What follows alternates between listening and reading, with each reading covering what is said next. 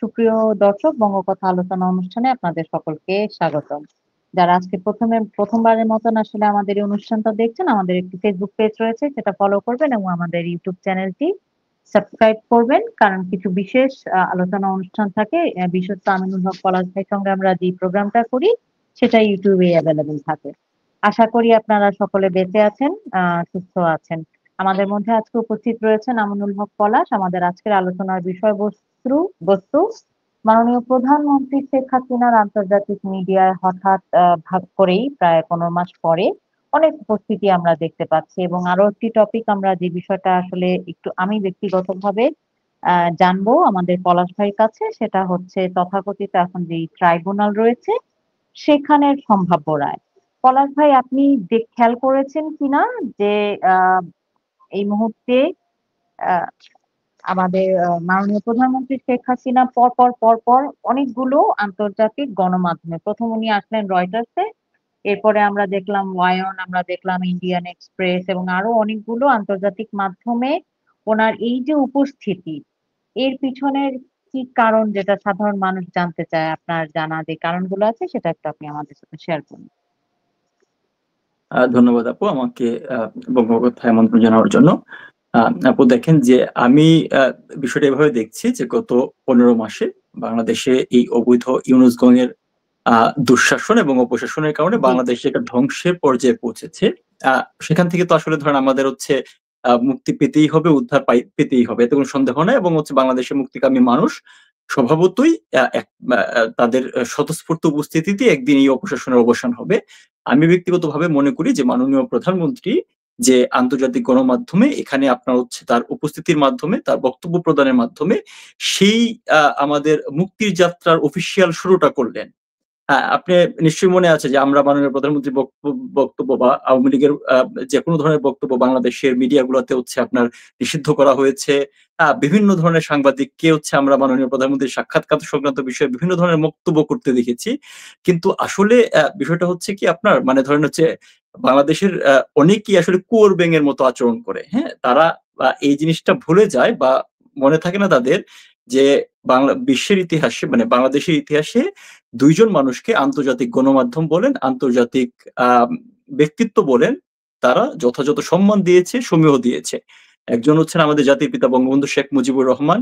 আপনি উনার বিভিন্ন আন্তর্জাতিক মিডিয়াতে বক্তব্য দেখেন, উনার বডি জেস্চার দেখেন, বিভিন্ন আন্তর্জাতিক নেতৃবৃন্দের সাথে তার আপনার হচ্ছে কনভারসেশন গুলা দেখেন। তো উনি ওই সমীহটা আদায় করে নিয়েছিলেন। কারণ হচ্ছে উনি এমনই একজন হচ্ছে হিমালয় সম মানুষ ছিলেন, যিনি একদম শূন্য থেকে শুরু করে বলা যায় একটা তর্জনী ইশারায় ৭.৫ কোটি মানুষকে একসাথে করে একটা হচ্ছে দেশকে স্বাধীনতা এনে দিয়েছিলেন, বাংলাদেশে জন্ম দিয়েছিলেন। ঠিক একইভাবে উনার কন্যা আমাদের মাননীয় প্রধানমন্ত্রী জননেত্রী শেখ হাসিনা, উনিও কিন্তু এই আপনার হচ্ছে অ্যাটেনশনটা, এই ইন্টারেস্টটা আন্তর্জাতিক কমিউনিটি থেকে সবসময় পেয়ে এসেছেন। উনারও আপনি বক্তব্য দেখেন, বিভিন্ন ইন্টারন্যাশনাল লিডারদের সাথে উনার হচ্ছে কনভারসেশন দেখেন, আপনার একদম সিমিলার যে উনার পিতার মতোই আসলে উনি। তো এই মাননীয় প্রধানমন্ত্রীর আসলে হচ্ছে ধরেন এই আন্তর্জাতিক গণমাধ্যমে বা আন্তর্জাতিক এরেনাতে ওনাকে আসলে একজন হচ্ছে ইন্টারন্যাশনাল লিডার হিসেবে ট্রিট করা হয়, এবং এটা অনেক আগে থেকেই। এখন গত 5ই আগস্টে বাংলাদেশে যে হচ্ছে আপনার যে জঙ্গি বা সন্ত্রাসবাদী আন্দোলনের মাধ্যমে আসলে হচ্ছে একটা ক্ষমতার পট পরিবর্তন হলো, এটাতে তো স্বভাবতই শুধুমাত্র দেশীয় দোসরদের সাথে সাথে কিন্তু হচ্ছে ডিপ স্টেট বলেন বা ইন্টারন্যাশনাল একটা স্টেক হোল্ডার জড়িত ছিল, এটা অস্বীকার করার কোনো সুযোগ নাই। এবং এটা কিন্তু তাদের বিভিন্ন বক্তব্য বয়ানই প্রমাণিত হয়েছে। আমরা মানবাধিকার কমিশনের চেয়ারম্যানকে দেখেছি যে সরাসরি হচ্ছে উনি স্টেটমেন্ট দিয়েছেন যে আপনার যদি সেনাবাহিনী যদি হচ্ছে কোনো ধরনের অ্যাকশনে যায়, তাহলে হচ্ছে তাদেরকে হচ্ছে শান্তি রক্ষা মিশন থেকে পাঠানো হবে। আমরা বিভিন্ন ইন্টারন্যাশনাল অর্গানাইজেশন বলে তাদের কিন্তু হচ্ছে ইনিশিয়েটিভ দেখেছি, এবং তার পরবর্তীতে এই বিদেশি শক্তির যে বাংলাদেশের স্বার্থ সংশ্লিষ্ট বিষয়গুলোতে যে ধরনের ইন্টারফেয়ার, সেগুলো কিন্তু গত 15 মাসে দেশের মানুষজন বুঝতে পেরেছে। এখন মাননীয় প্রধানমন্ত্রী তার এই বক্তব্য প্রদানের মাধ্যমে আন্তর্জাতিক মিডিয়াতে, এখানে একটা গুরুত্বপূর্ণ ব্যাপার হচ্ছে এটাই যে এই অবৈধ ইউনূসগণ, দেশদ্রোহী গং, তারা যেমন ভাবে হচ্ছে দেশের মানুষকে প্রতারিত করেছে, একই সাথে কিন্তু ইন্টারন্যাশনাল মিডিয়াকেও প্রতারিত বা ইন্টারন্যাশনাল গোষ্ঠীকেও প্রতারিত করেছে। সেটা কিভাবে দেখেন, যেমন ধরেন হচ্ছে যে আমরা দেখেছি যে মাননীয় প্রধানমন্ত্রীর আওয়ামী লীগ নেতৃত্বাধীন শাসন আমলে বিভিন্ন ইস্যু নিয়ে কিন্তু হচ্ছে আপনার আন্তর্জাতিক গণমাধ্যমে বিভিন্ন ধরনের প্রপাগান্ডা, অপপ্রচার, মিথ্যাচার হয়েছে। এই আপনার হচ্ছে এই আন্দোলন যে জুলাইয়ে যে কথিত আন্দোলন হয়েছে সেটা নিয়েও কিন্তু হচ্ছে আপনার বিভিন্ন ধরনের মিথ্যাচার হয়েছে। আপনার নিশ্চয়ই মনে আছে যে বাংলাদেশে এই জুলাই আন্দোলনে প্রথম আপনার হচ্ছে ক্যাজুয়ালিটি হয়েছে হচ্ছে 16ই জুলাই, কিন্তু আমরা 13ই জুলাই দেখতে পেয়েছি যে মার্কিন হোয়াইট হাউসের প্রেস কনফারেন্সে কিন্তু হচ্ছে 2 জন মারা গিয়েছে এরকম বক্তব্য দেওয়া হয়েছে। আগে অর্থাৎ দিয়ে এই দিয়েছে যে 122 লাশের ঘন্টা আগে। রাজনীতি, এই ধরনের হচ্ছে কনফিউশন কিন্তু হচ্ছে আপনার আগে থেকে হচ্ছে তৈরি করা হয়েছে এবং মাননীয় প্রধানমন্ত্রী তথা আওয়ামী লীগ সরকার বিরুদ্ধে বিভিন্ন ধরনের অপপ্রচার আপনি বলেন এখানে আমার একটু ব্যাংকের। কথা আছে পলাশ জি ভাই, আপনি। সেটা হচ্ছে যে সাধারণত আহ, আমি আমাকেই ডিপেন্ড করব। ঠিক একইভাবে আপনি অ্যাওয়্যার আছেন কিনা আমি জানি না, এই অবৈধ ইউনূসের যে প্রেস সচিব শফিক, ডাস্টবিন শফিকই বলে বোধহয় ম্যাক্সিমাম মানুষ, আমার না ওনার পুরো নামটাও এ কারণে এখন আর মনে থাকে না, ডাস্টবিন শফিকই মনে হয়, সরি দর্শক আপনারা কিছু মনে করবেন না। তো উনি একটা বক্তব্য দিয়েছেন 2 দিন আগে যে এই মুহূর্তে ফ্যাসিবাদের দোসররা মিডিয়া দখল করেছে এবং পত্রিকা কেউ পড়ে না, সাধারণত যারা ইউটিউবার আছে এবং ম্যাক্সিমাম খবরাখবর ফোন এবং সোশ্যাল মিডিয়ার মাধ্যমে আপনারা গুজব ছড়াচ্ছেন, তাদের বিরুদ্ধে কথা বলছেন, তাহলে তারাও বলছে মিথ্যা, আপনারাও বলছেন মিথ্যা, আসলে তাহলে সত্যটা কোনটা আমি দর্শক আমি যদি আসছি একটু আপনার এই বলতেন। কথায়। তো আপনি যে জিনিসটা আমি বলছিলাম যে এই ধরনের একটা অপপ্রচার মাননীয় প্রধানমন্ত্রীর বিরুদ্ধে ইন্টারন্যাশনাল মিডিয়াতেও ছিল। তো আমি যেটা বলছিলাম যে এই অবৈধ ইউনুস গং বা ডিপ স্টেট যারা এই ষড়যন্ত্রের সাথে জড়িত ছিল, তারা একাধারে দেশের মানুষজনকে যেমন হচ্ছে আপনার প্রতারিত করেছে, ইন্টারন্যাশনাল কমিউনিটিকেও প্রতারিত করেছে। এখন জি। আপনি লম্বা সময় ধরে কিন্তু এই মিথ্যার জালটা হচ্ছে আপনার কন্টিনিউ করতে পারবেন না। ইন্টারন্যাশনাল কমিউনিটি এখন বুঝতে পারছে যে আসলে বাংলাদেশে কি হয়েছে, একটা উন্নয়নশীল দেশ যেটাকে হচ্ছে এশিয়ার রাইজিং টাইগার হিসেবে হচ্ছে আপনার হচ্ছে ট্রিট করা বলা হইতো, হতো। এটা হুম। আপনার হচ্ছে ইকোনমিক ডেভেলপমেন্ট বলেন, সোশ্যাল ডেভেলপমেন্ট বলেন, human right index, human index, development index বলেন, সবকিছু মিলায় যেভাবে যাচ্ছিল সেটাকে একটা প্রবঞ্চনার মাধ্যমে, একটা হচ্ছে ষড়যন্ত্রের মাধ্যমে এই দেশটা অবৈধ দখলদারের হাতে যাওয়ার কারণে গত 15 মাসে আসলে কি ধরনের হচ্ছে আপনার অন্যায় অবিচার আপনার হচ্ছে এই দেশটা ধ্বংসের দিকে কিভাবে এগিয়ে যাচ্ছে।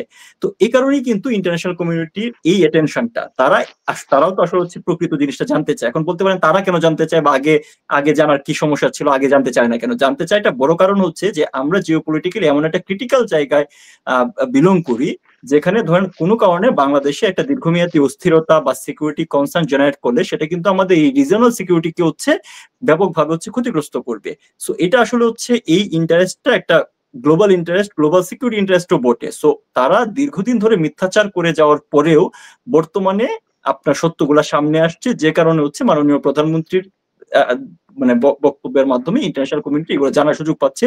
আমি এই কারণে শুরুতে বলেছিলাম যে আমি মনে করি আমাদের এই দেশবিরোধী গোষ্ঠীর হাত থেকে দেশকে উদ্ধার করার একটা অফিসিয়াল যাত্রা শুরু হয়েছে মাননীয় প্রধানমন্ত্রী এই বক্তব্যগুলোর মাঝে। আপনি যদি বক্তব্যগুলা সংবাদ মাধ্যমগুলো দেখেন, আপনি অলরেডি উল্লেখ করেছেন যে রয়টার্স বিশ্বের ওয়ান অফ দা লিডিং হচ্ছে আপনার নিউজ এজেন্সি বলা যায়, ইন্ডিপেন্ডেন্ট ইউকে তে এসেছে, এএফপি তে এসেছে, উয়ানে এসেছে, এন্ড দেন ইন্ডিয়ার হচ্ছে আপনার লিডিং যতগুলো পত্রিকা আছে, দা হিন্দু বলেন, হিন্দুস্তান টাইমস বলেন, ইন্ডিয়ান এক্সপ্রেস বলেন, প্রত্যেকটা জায়গায় মাননীয় প্রধানমন্ত্রী তার বক্তব্য দিচ্ছেন। এবং সবচেয়ে যে বিষয়টা গুরুত্বপূর্ণ দেখেন, মাননীয় প্রধানমন্ত্রী কিন্তু সেই টোনেই কথা বলছেন, সেই বক্তব্যগুলাই হচ্ছে দিচ্ছেন যে কথা উনি হচ্ছে আপনার এই 5ই আগস্টের পূর্বে এই ষড়যন্ত্রের পূর্বে কথা বলেন। কিন্তু উনি অ্যালার্ট করেছেন। উনি কিন্তু নতুন কিছু বলছেন না। সো মানুষজন এখন এগুলো আরো বিশ্বাস করছে, কারণ that is the exact thing যিনি উনি আগে মানুষজনকে অ্যালার্ট করেছেন এটা যে হচ্ছে একটা ষড়যন্ত্র। আপনি দেখেন গত পরশুদিনই আমি একটা জি। ভিডিও দেখলাম যেখানে হচ্ছে জামাতের সিনিয়র নায়েবে আমির মুজিবুর রহমান বা কি নাম, উনি বলছে যে এই আন্দোলন কিসের কোটা বিরোধী আন্দোলন, এটা তো হচ্ছে জামাত শিবিরের আন্দোলন ছিল, আর কেউ বুঝে না, শেখ হাসিনা ঠিকই বুঝেছে।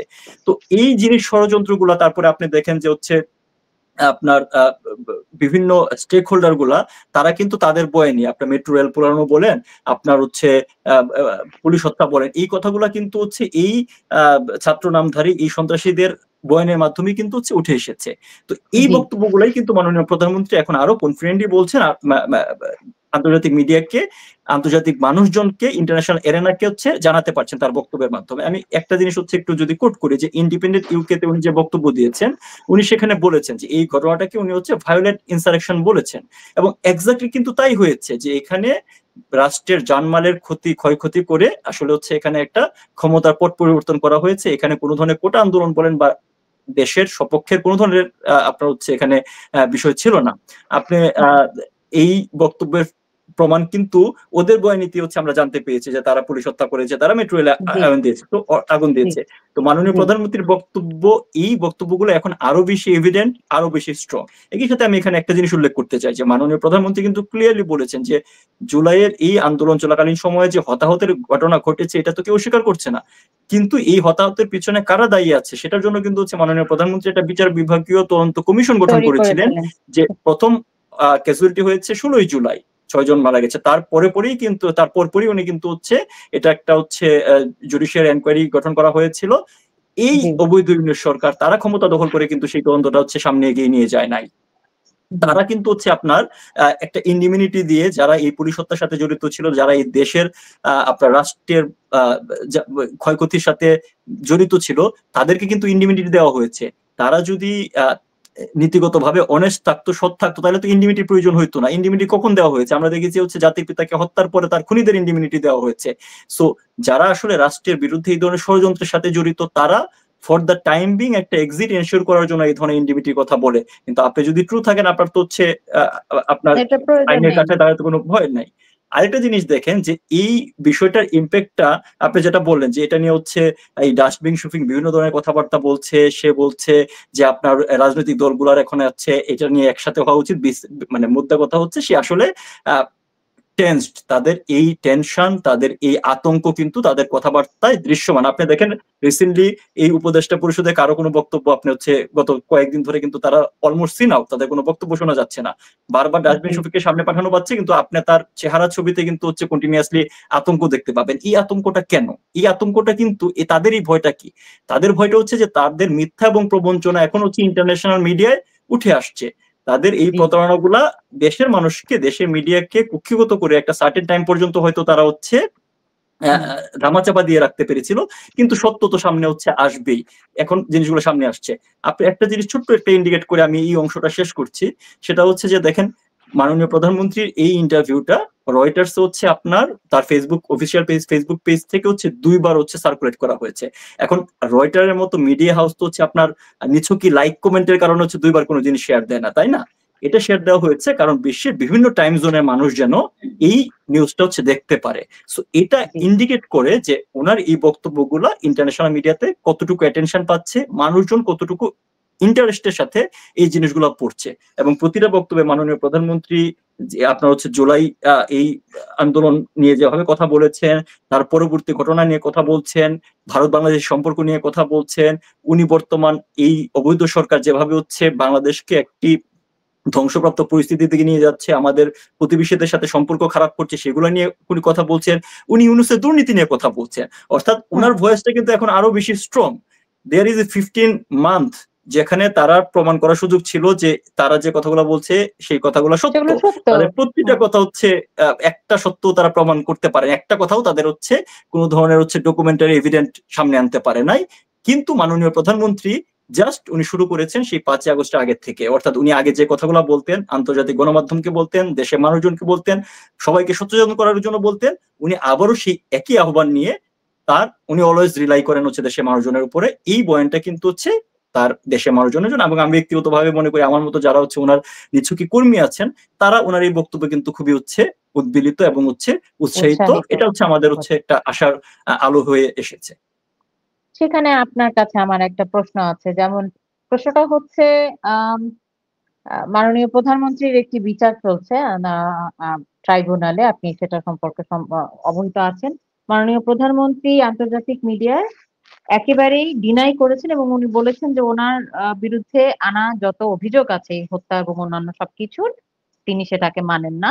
এর আগে আমরা আওয়ামী লীগ অফিসিয়াল ভেরিফাইড পেজে অনেকবার শুনেছি প্রধানমন্ত্রী উনি বলেছেন যে এই হত্যার পিছনে আসলে ইউনূস এবং ইউনূসের লোকই আছে এবং আপনি একটা সুন্দর কথা তুলে ধরলেন যে তারা দুর্নীতির কোনো সেরকম প্রমাণ দিতে পারছে না। পাচার হওয়া অর্থ তারা ফিরিয়ে আনতে পারেনি।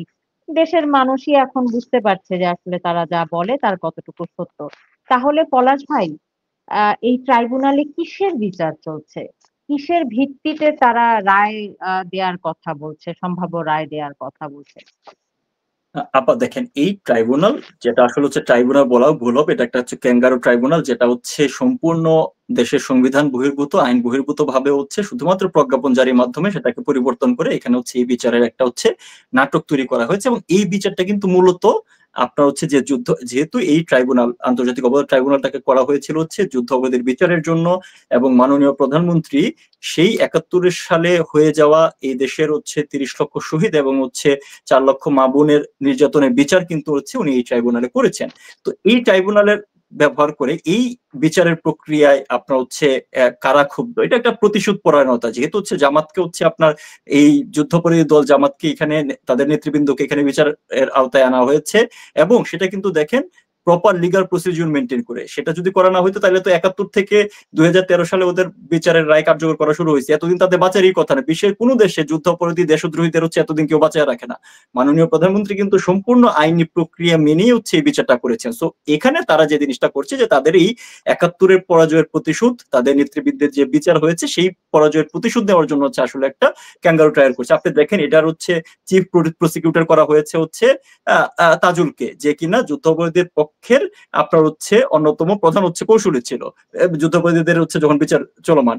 আপনি দেখেন এই ট্রাইব্যুনালের আইন পরিবর্তন করে যখন করা হয়েছে, এখানে একটা ফাঁসির দণ্ডপ্রাপ্ত যুদ্ধাপরাধী এটিএম আজহারকে এখানে মুক্তি দেওয়া হয়েছে। সো এটা যে একটা ক্যাঙ্গারু কোর্ট, একটা দৃশ্যমান কোর্ট। আপনি কিছুদিন আগে দেখেন যে আমরা এই কোর্ট রুমের একটা ভিডিও হচ্ছে গণমাধ্যমে দেখতে পেলাম, যেখানে হচ্ছে এই অবৈধ সরকারের পক্ষ থেকে আপনার হচ্ছে বিবাদী পক্ষে যাদের যে আইনজীবীকে নিয়োগ দেওয়া হয়েছে তাকে শিখিয়ে দেওয়া হচ্ছে তাকে কি ধরনের বক্তব্য দিতে হবে।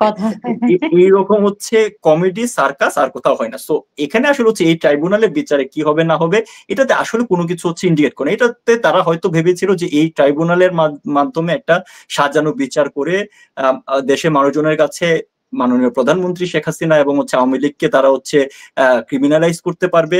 তাদের এই আশা দুরাশায় পরিণত হয়েছে, এটা কখনোই হবে না। তারা ভেবেছিল তাদের এই অতীতের যে তাদের পরাজয় ছিল সেটার প্রতিশোধ নিতে পারবে। বাট এগুলো তারা হচ্ছে দেখেন, এই ট্রাইব্যুনালে এমন একজন মানুষকে বিচার, মাননীয় প্রধানমন্ত্রী রয়টার্সে কিন্তু বলেছেন যে এই ট্রাইব্যুনালে তাদের বিচারের আপনার হচ্ছে ফাঁসির সাজা হইতে পারে। তো আপনি দেখেন, শেখ হাসিনাকে যদি কেউ ফাঁসি সাজার ভয় দেখায় তাহলে এর থেকে হচ্ছে হাস্যকর কিছু হয় না। যে মানুষটার উপরে ২১ বার প্রাণঘাতী আক্রমণ হয়েছে, যার জন্য হচ্ছে শিল্ড হিসাবে তার হাজার হাজার নেতা কর্মী দাঁড়িয়েছে, ওনাকে যদি ফাঁসির ভয় দেখানো, এটা হাস্যকর।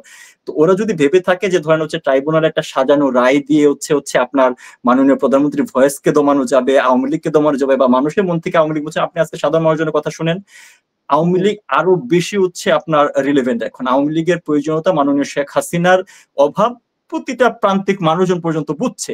সো এইটা কি ধরনের রায় দিল তাতে কিছু আসে যায় না। আমি এখানে আপনার হচ্ছে জাস্ট প্রাসঙ্গিক উল্লেখ করি, জাতির পিতাকে যখন হচ্ছে ৭১-এর মহান মুক্তিযুদ্ধ চলাকালীন সময় ৯ মাস যখন হচ্ছে পাকিস্তানি কারাগারে বন্দি রাখা হয়েছিল, উনার কারাগারে পাশের সেলে হচ্ছে কবর খোঁড়া হয়েছে ওনার জন্য, ওনার ফাঁসির জন্য হচ্ছে ওনাকে রেডি হইতে বলেছে। তার কারণটা কি ছিল? যে একটা আপোষকামী করে ওনাকে হচ্ছে একটা নেগোসিয়েশনের মাধ্যমে যেন হচ্ছে পাকিস্তান এক রাখতে চায়। তো বঙ্গবন্ধুকে কি ১০০টা পরিমাণ টলাতে পেরেছে? যদি পারতো তাহলে কি এই স্বাধীন দেশে জন্ম হইতো না। তো উনার কন্যাই তো হচ্ছে আমাদের মাননীয় প্রধানমন্ত্রী শেখ হাসিনা। সো এই ধরনের ট্রাইব্যুনালে কি হয় না হয় এটা আসলে তারা যে উদ্দেশ্যে করছে সেই উদ্দেশ্য অলরেডি হচ্ছে ভন্ডুল। কিন্তু তারপরও একাডেমিক কারণে তো আমাদের কিছু ডিসকাশন করতে হয়, যেহেতু হচ্ছে একটা ট্রায়াল চলছে। এখানে যদি আমি আপনাকে বলি যে দেখেন, এই ট্রাইব্যুনালে আপনি যদি তাদের বক্তব্য শোনেন, এই তাজুল বলেছে যে ট্রাইব্যুনালের ক্ষেত্রে তাদের একটা গুরুত্বপূর্ণ এলিমেন্ট হচ্ছে এই আপনার হচ্ছে জাতিসংঘ থেকে যে একটা ফরমাইশি রিপোর্ট, যে রিপোর্টে বলা হয়েছে যে ১৪০০ মানুষজন হচ্ছে হত্যাকাণ্ডের শিকার হয়েছে এই সময়ে, সেটা তাদের জন্য একটা গুরুত্বপূর্ণ দলিল। তো এটা যদি গুরুত্বপূর্ণ দলিল হয়, তাকে তো আগে আপনার এই দলিলটাকে হচ্ছে অথেন্টিক প্রমাণ করতে হবে। আপনি এই ১৫ মাস সময় প্রায় ১৪০০ জন মানুষের হচ্ছে নাম খুঁজে বের করতে পারছেন কারা এই হত্যাকাণ্ডের শিকার হয়েছে? ৮৩৭ জন কতজনের হচ্ছে আপনার একটা তালিকা দেওয়া হয়েছিল, তার মাঝে অলরেডি ৫৪ জন কতজন ভুয়া প্রমাণিত হয়েছে। এবং এই তালিকা তো একই বিভিন্ন ধরনের অসংগতি আছে। অর্থাৎ এই রিপোর্ট একটা ফলস রিপোর্ট, যেটা নিয়ে অলরেডি কিন্তু রিসার্চ কাজ হয়েছে, বেশ কিছু ভালো কাজ বিভিন্ন অর্গানাইজেশন থেকে করেছে, যারা একদম ডকুমেন্টারি প্রুফ করেছে যে এটা একটা হচ্ছে ফলস রিপোর্ট। আপনি দেখেন এখানে হচ্ছে এভিডেন্স হিসেবে দেওয়া হয়েছে এই তাজুলের ভাষ্য অনুসারে যে বিবিসি বাংলায় একটা প্রতিবেদন প্রকাশিত হয়েছিল, যেখানে মাননীয় প্রধানমন্ত্রীর খণ্ডিত অংশ, যেটা আওয়ামী লীগ থেকে ক্যাটাগরিক্যালি ডিনাই করা হয়েছে, এটা মাননীয় প্রধানমন্ত্রীর বক্তব্য না। কথা হচ্ছে যে যেকোনো জিনিস, যেকোনো বক্তব্য আপনার কাটপিস যদি হচ্ছে আপনার হচ্ছে এভিডেন্স হিসেবে ব্যবহার করতে চান, যেকোনো এভিডেন্স একটা চেইন অফ কাস্টডি থাকে, তাহলে আপনি কোন পত্রিকায় কি ধরনের হচ্ছে ভয়েস আপনার হচ্ছে শোনানো হয়েছে সেটাকে হচ্ছে আপনি এভিডেন্স হিসেবে দেখেন। এই তাজুলই বলেছিল যে মাননীয় প্রধানমন্ত্রী আপনার হচ্ছে পঙ্গু হাসপাতালে আহতদের দেখতে জুলাই ওই আন্দোলন চলাকালীন সময় আহতদের দেখতে গিয়া বলেছিলেন যে হচ্ছে no release, no treatment, no release. হ্যাঁ, এটাকে বলেছিলেন, ওটাকে তারা ডিফাইন করছে এরকম ভাবে যে ট্রিটমেন্টও দেওয়া হবে না, রিলিজও করা হবে না। তো আপনি চিন্তা করে দেখেন, এরা ব্যারিস্টার, লন্ডন থেকে পড়াশোনা করে গেছে, তারা যদি নো ট্রিটমেন্ট নো রিলিজ কে মনে করে যে হচ্ছে যে ট্রিটমেন্টও দেওয়া হবে না, রিলিজ করা হবে না, এর থেকে হাস্যকর তো কিছু হইতে পারে না।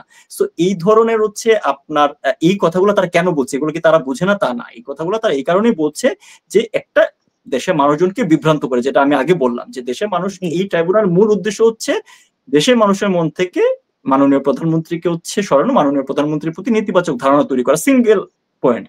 কিন্তু ব্যাপার হচ্ছে দেখেন, গত 15 মাসে এই দেশের সাধারণ মানুষই মাননীয় প্রধানমন্ত্রীর কথা সবচেয়ে বেশি বলছে, মাননীয় প্রধানমন্ত্রীর অভাব সবচেয়ে বেশি আপনার হচ্ছে ফিল করছে, সেটা প্রান্তিক জনগণ, শ্রমজীবী মানুষজনের বয়ানিতেই বারবার উঠে আসছে, এবং এই কারণেই তারা আসলে হচ্ছে আতঙ্কিত হচ্ছে। এবং তারপরে যখন মাননীয় প্রধানমন্ত্রী এই ইন্টারন্যাশনাল মিডিয়া গুলাতে হচ্ছে ওনার বক্তব্য দেওয়া শুরু করলেন, অলরেডি তারা তাদের হচ্ছে পতনের শব্দ শুনতে পাচ্ছে বলেই তারা এখন হচ্ছে পাগলের প্রলাপ বকা শুরু করেছে। থ্যাংক ইউ পলাশ ভাই, চমৎকার বলেছেন। এবং আমরা আশা করি যে এই এই ভুয়া ট্রাইব্যুনালের রায় নিয়ে আসলে আরো মানুষজন আসলে হাসবে, এটাই আমি বিশ্বাস করি। আর ডাস্টবিন শফিকরা যা কিছুই বলুক, তাতে আসলে বিশেষ একটা কোনো লাভ হবে না। ধন্যবাদ আপনাকে। আপনাকে নিয়ে শীঘ্রই আমরা আরো কিছু বিষয় নিয়ে আলোচনায় আসবো, আপনি আমাদেরকে সময় দেবেন, এটার জন্য আপনার প্রতি বিশেষ অনুরোধ। সুপ্রিয় দর্শক, আপনারা যারা আমাদের আলোচনা অনুষ্ঠানটি এতক্ষণ শুনেছেন, আমাদের আমিনুল হক পলাশ ভাইয়ের কথাগুলো খুবই গুরুত্বপূর্ণ এবং এটা অনেক মানুষের কাছে পৌঁছে যাওয়া জরুরি বলে আমরা মনে করি, সচেতনতা বৃদ্ধির জন্য। তাই আপনারা যতগুলো সম্ভব লাইক দিয়ে আসলে আলোচনা অনুষ্ঠানটি শেয়ার করে দেবেন। সকলে নিরাপদ থাকবেন, ভাববেন, চিন্তা করবেন এবং দেশকে ভালোবাসবেন। একটু সংগঠিত থাকবেন, যেন একটা ডাক আসলে আসলে দেশকে রক্ষা করার লক্ষ্যে যে যার জায়গা থেকে আমরা আসলে ঝাঁপিয়ে পড়তে পারি। জয় বাংলা, জয় বঙ্গবন্ধু, বাংলাদেশ চিরজীবী হোক। ধন্যবাদ আপু। জয় বাংলা, জয় বঙ্গবন্ধু।